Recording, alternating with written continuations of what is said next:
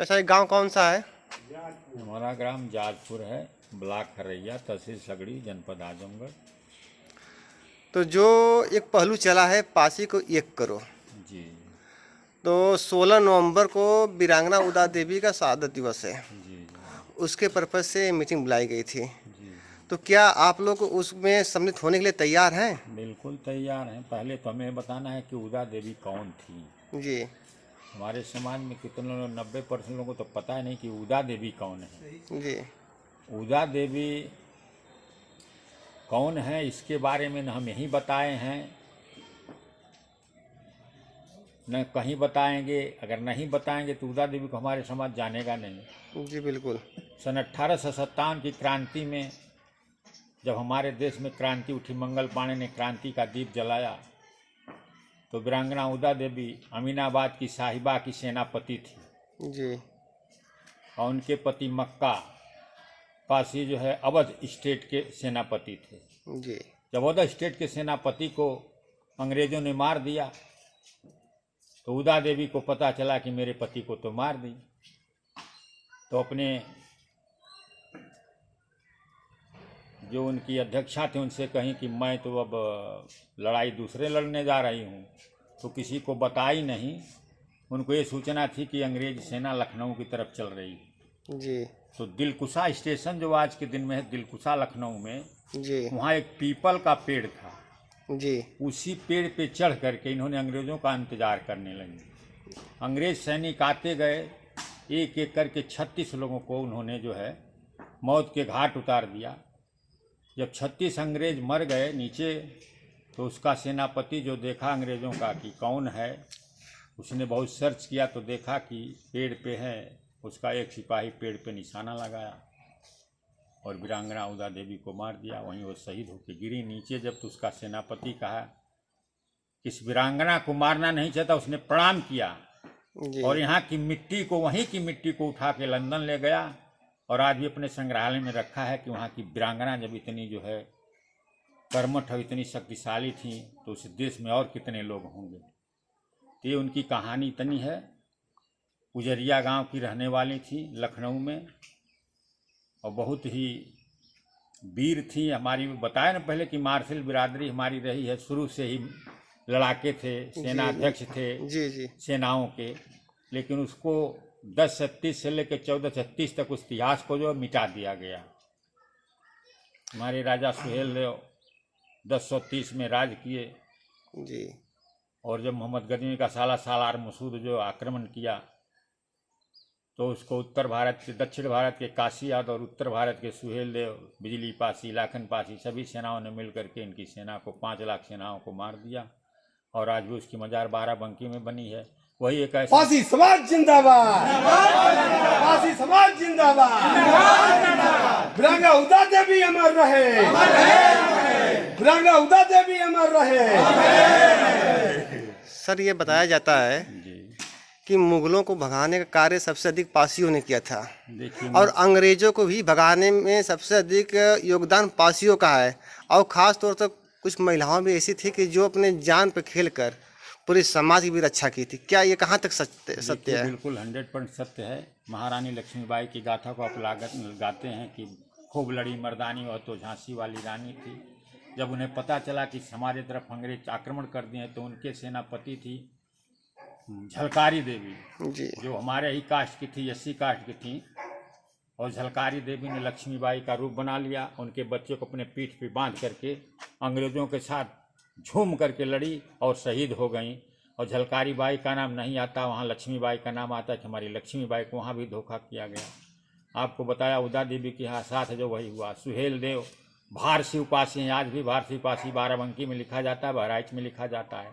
खटिक पासी बहराइच में लिखा जाता है, बाराबंकी में लिखा जाता है, पासी लिखा जाता है, कहीं कहीं सरोज लिखते हैं हम लोग। तो इतिहास हमारा 1036 से 1436 तक दफना दिया गया। उसको कोई पूछा ही नहीं। लिखने वाले ब्राह्मण थे, मुस्लिम के जो सलाहकार थे, अंग्रेजों के दलाल थे, तो अपनी गाथा उसमें जोड़ दिए। हमारी गाथा को कोई सुना ही नहीं। हमें 1871 में जराइम पेशा की 200 जातियों को बना दिया गया कि जराइम पेशे की बिरादरी, जिसमें 5 बिरादरी बहुत ही कट्टर थी, पासी, कबूतरी, नट, बहेलिया, कंजड़, भातु, ये अति दयनीय स्थिति में इतनी लड़ाई लड़े तो अंग्रेजों के दांत खट्टा कर दिए। तो अंग्रेजों ने कहा कि इन बिरादरी को इतनी निर्दयता से कुचल दो कि ये 7 पुश्त तक न उभर पावें। फिर 1871 में जराइम एक्ट में हम लोग हो गए, और जराइम एक्ट में मजबूरी थी बाबा साहब की। सन 1947 में जब हमारा देश हुआ तो हमारी मात्र 2 बिरादरी शेड्यूल कास्ट की जो है आरक्षण की लाभ पाई। उत्तर भारत में चमार और दक्षिण में महार। चूंकि अन्य बिरादरियाँ जो है ये जराइम पेशे में थी, इनको शासन द्वारा न कोई सुविधा मिल सकती थी, न शासन द्वारा कोई इनको और लाभ मिल सकता था। इनकी संपत्ति को जब्त करना शासन का आदेश था, थाने में हाजिरी लगाना शासन का आदेश था कि थाने में जाएंगे हाजिरी लगाएंगे। 1952 में बाबा मसूरियादीन जो है इसकी पहल किए, बाबा साहब से बताए तो बाबा साहब ने कहा कि जब तक जराइम पेशा खत्म नहीं होगा तब तक इन्हें आरक्षण में नहीं लाया जा सकता 200 जातियों। 1956 में जो है 1952 में जराइम पेशा एक्ट खत्म हुआ। 1956 में संविधान में आरक्षण की व्यवस्था की गई। 1967 में हम लोगों को 20 साल बाद जो है 80 में हम लोगों को अदर 80 को मिला, और बैकवर्ड को 1990 में मिला।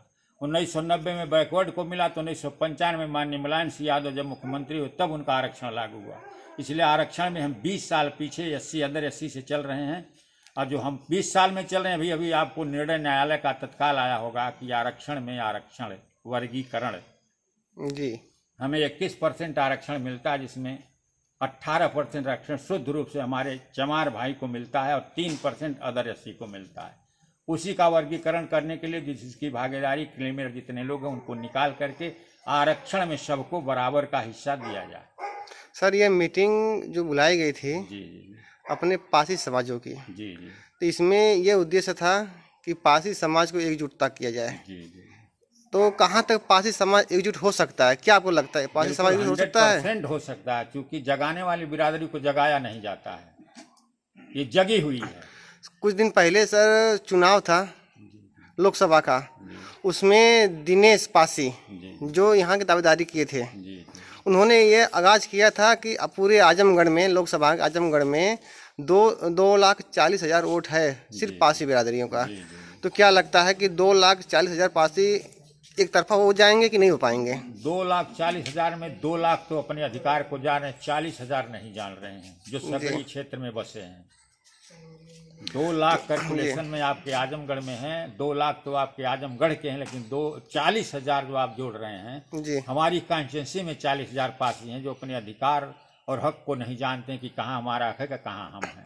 क्या आपको एक जानकारी है? ये जानकारी ऐसी है कि अब पूरे पार्टियों को, बड़ी बड़ी पार्टियां, अब ऐसा उनको लगता है कि पासी समाज एकजुट हो चुका है। जी जी उनको कहीं ना कहीं यह डर सताना शुरू कर दिया है कि अगर कहीं पासी समाज अगर एकजुट हो गया तो किसी की दाल गलने वाली नहीं है। क्या ये सही है? बिल्कुल सत्य। देखें, धर्म नगरी राम के यहाँ स्थान, जन्म स्थान पे जहाँ हमारे अयोध्या में पासी अवधेश पासी की विजय हुई थी, जी उसी में पूरे इंडिया में तहलका मच गया कि अवधेश पासी कौन है।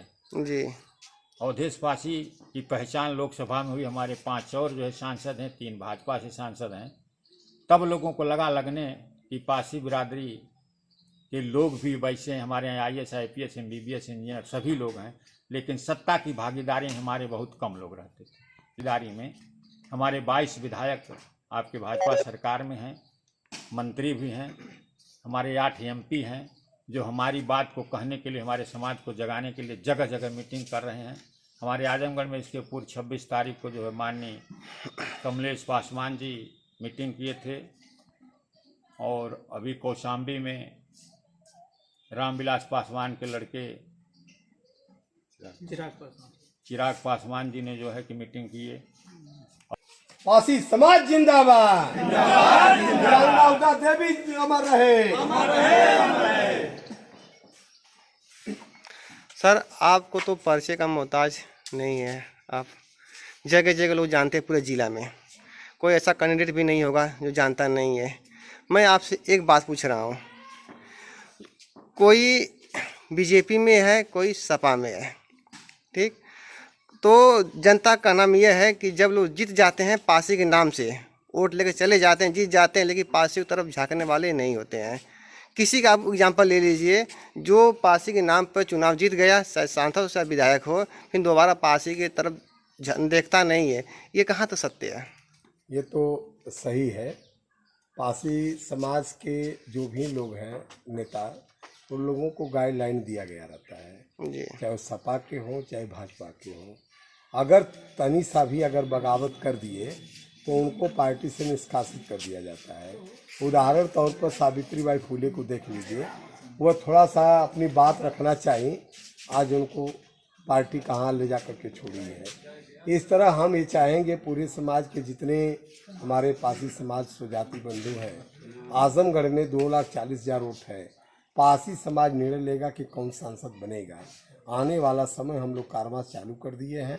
हर ब्लॉक इकाई और न्याय पंचायत इकाई और ग्राम पंचायत इकाई को गठन करते हुए सारे स्वजाति बंधु पासी समाज से मैं आग्रह करूंगा कि आने वाला समय में अपने पावर और अपने शक्ति को दिखाते हुए एकता का एक पहचान दे और हमारा पासी समाज का जो बात करेगा वही दिल्ली में राज करेगा। ये पासी निर्णय लेगा कि कौन राजा बनेगा, क्योंकि पासियों के पास जो अनुभव है राजगद्दी चलाने के और कौम के पास वो अनुभव नहीं रह गया है। और पासी ने 10वीं से लेकर 18वीं सदी तक पासी राजा रहा है और राजा का जो अधिकार हमारा छीना गया, यह कारण सिर्फ एक ही है कि हमारे कौम को जो जयराम एक धारा लगाया गया था, वह एक धारा की वो जंगल झाड़ी भीटा भूटी जाकर